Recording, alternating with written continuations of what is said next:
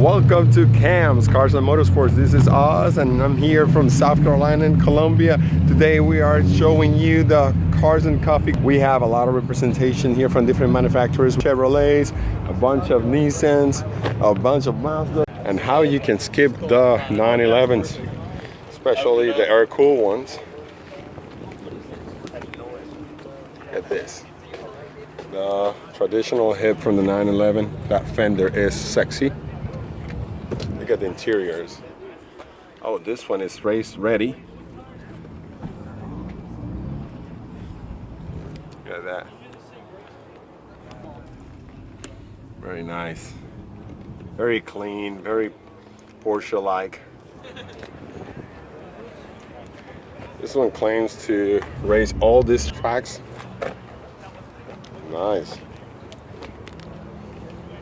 Look at that air-cooled engine. They don't make this anymore. Wow.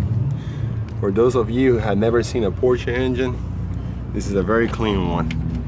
Normally when you get to look at them, they're full of oil and a lot of imperfections, but this one is a very clean engine. Look at that. You got that tire. Really fat tire.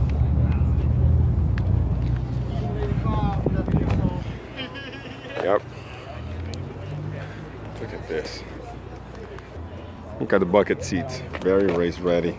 With a roll bar, 5-point seat belts. Wow.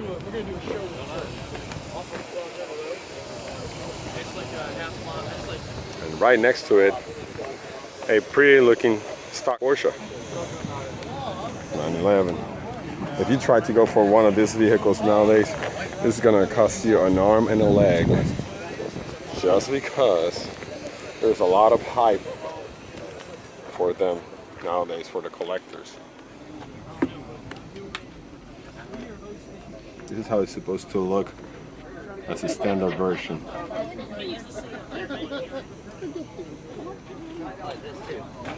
You got the seats. Well, very different from the racing seats. This one has the sunroof. The Charger, right? Oh, you got a Challenger. Okay, I got the wrong one. There was a. Yeah, okay. Another clean engine. Charger out here a lot.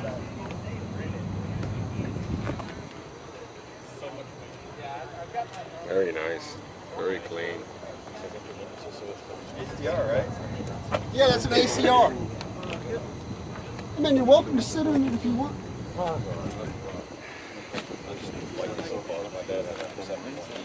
Yeah? You're the owner? Yeah, I am. All right, Oz from CAMS and Motorsports. Hey. Would you like to talk to us about your vehicle? Some details and stuff? Well, I can, but I'll tell you what I remember. I've probably forgotten more about it than I know. Anything you know will be good, because we just want to bring the experience from the ownership experience and stuff to the people who are watching us. And I'm trying to get the Porsches. Come here, baby. The Porsches, which is now the car to go for. Yeah, everyone wants one. So if you can talk to me while I walk through with you, and you can show me the best features you like, your favorite things about why you bought it, things like that. That comes to your mind. You don't have to I'll tell you what. anything. Yeah. You know, I've had this. You just here you go, baby. You start. I guess the place to start is I've had this car a long time. All right. I think I got it in 2002. Okay. And it was all stock, and I am a instructor out at the racetrack. Okay. So it's set up for track duty. It's not really a race car, but it's a track car. Okay. And so it has a little bit of modifications on it and everything. What you can tell us It's about? still street. Okay, street legal. Very nice. So I bought it. It was bone stock when I bought it, and since then we put like the roll bar in it. Yeah. Had to. Nice. Took the detachable rim, make it a little easier to get in and out of. The harnesses, all the safety equipment for the racetrack. Nice. Very well kept car. Sparkle seats to keep you in place. Yeah, they're very nice. BBS wheels on it right now. Nice. They're 9 inches in the back and 7 inches in the front. Stock, the 7-inch wheels here are really the back wheels. Comes with much smaller wheels. Wow. We broke a headlight and we went ahead and put the European H4s in it. Yeah, they're like clear looking ones. Yeah, they don't have the adjustment screws like the US. They're not a seal beam. It has a separate bulb and has the little parking lights built into it. Yeah, I can see it. You can see the little bulb right down there glowing. Yep. The city lights.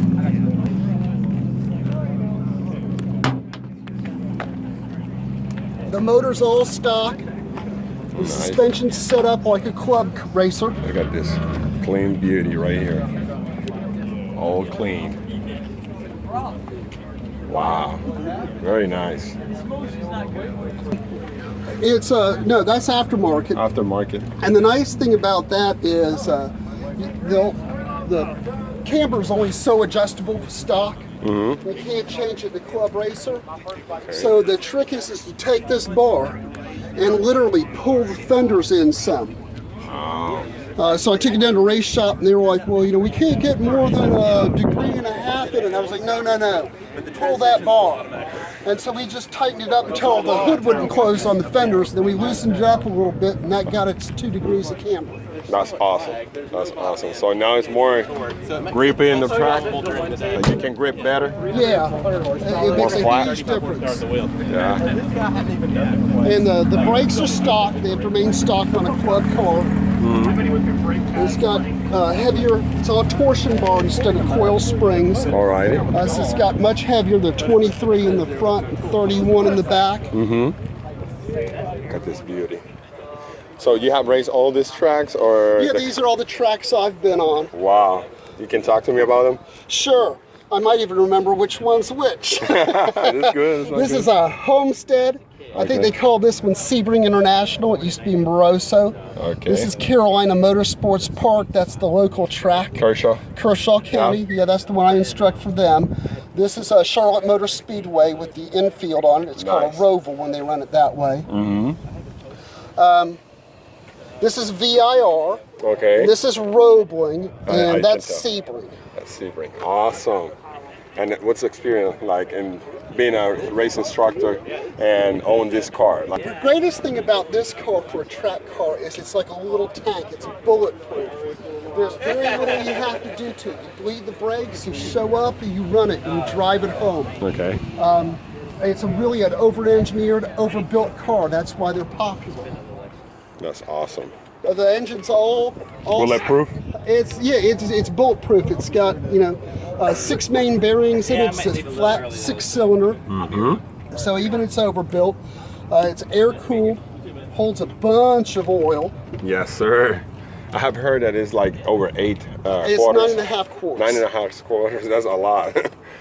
So your oil changes is quite pricey. Well, I do it myself, so it's Yeah. not so bad.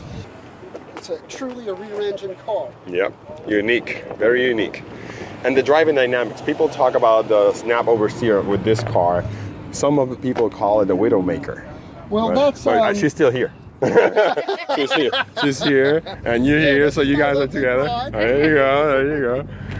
That's I've always heard that, and that's something that I don't ascribe to, especially set up from the factory. This car pushes, Okay. which means it has a tendency to want to go straight and not turn. Okay. What is nice about this car, makes it fun to drive on the track, is it throttle steers very easily. If you get out of the gas a little bit, it will turn more. And if you get in the gas, it'll turn less. So if you need to tune a corner that you're in, you don't have to do it with the steering wheel. You use the throttle actually. So you must be a driver to get this machine. You have to drive this car. Yeah. All the modern cars out here, they have The nannies, electronic nannies. Stability control, ABS, all that. This has nothing. Yes, this sir. is you. And That's what I like. It doesn't even have power steering. Oh, right.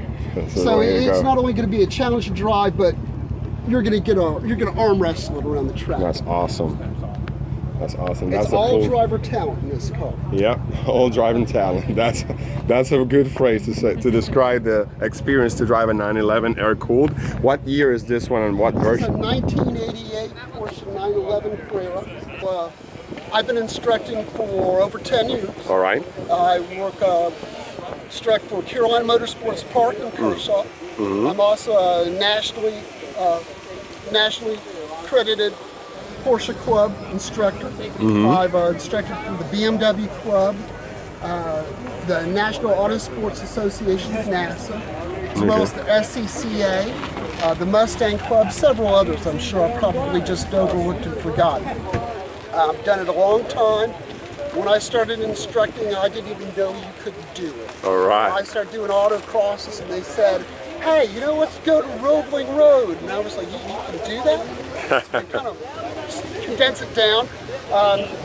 You didn't need an instructor when I did it. And I made it through turn 1 and half of turn 2.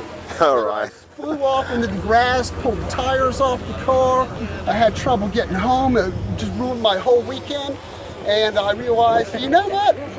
I think the BMW Club has instructors. So I started running with the BMW Club and worked my way up. I've always loved it. The nicest thing about driving on the track, I find, is it's very zen-like. You can't worry about arguments with your wife. You can't worry about bills. You can't worry about your kids. You have to concentrate on the corner you're in. You can't even think about the last corner. It's in the past. You can't think about the next corner. It's in the future. You have to think of the here and now and what I'm doing. And I find that very liberating. That's awesome. Well, thank you for being here with us and sharing your experience. I hope that I can get to go to Kershaw and race my Miata. I have a little tiny Miata on the back, and those too. it's been a great experience. So let's stay here. That's a great track car, to be honest. Yes, sir. Let's say here at Cars and Motorsports, we had a great experience with the Porsche 911 Racetrack Edition. Look at this beauty. You cannot deny this is a beautiful car. Thank you.